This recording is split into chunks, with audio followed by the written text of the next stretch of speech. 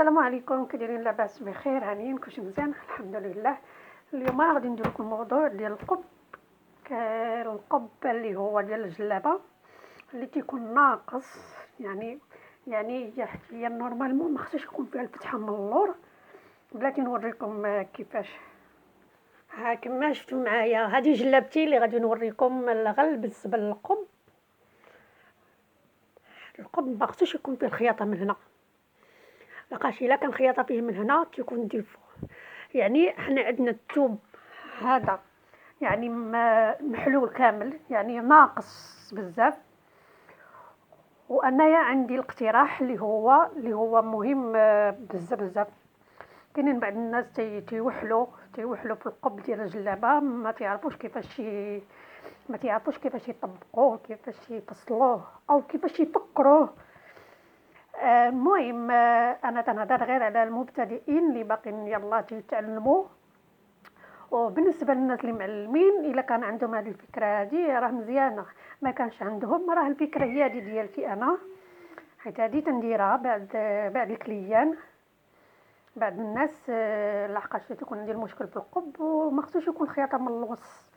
الورا شنو هو اللي خاصنا نديرو؟ هو غادي نشدو الثوب اللي شاط لينا.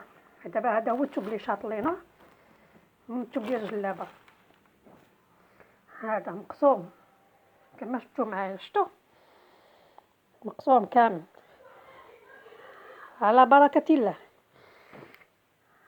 غادي نقادوه. انا من بعد مني درت القب، حيت انا عندي دجا عندي الموديل ديال القب ديالنا اللي تنفصل عليه، اللي تنقول لكم دائما كارطه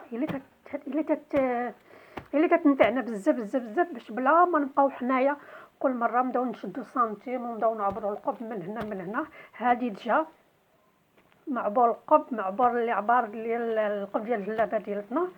المهم الا كنتو بالنسبه للناس المبتدئين اللي باقي ما تيعرفوش يفصلوا القب، الورا انا درت هنا 33 شتي، ها 33. بالنسبه لهنا درت 40.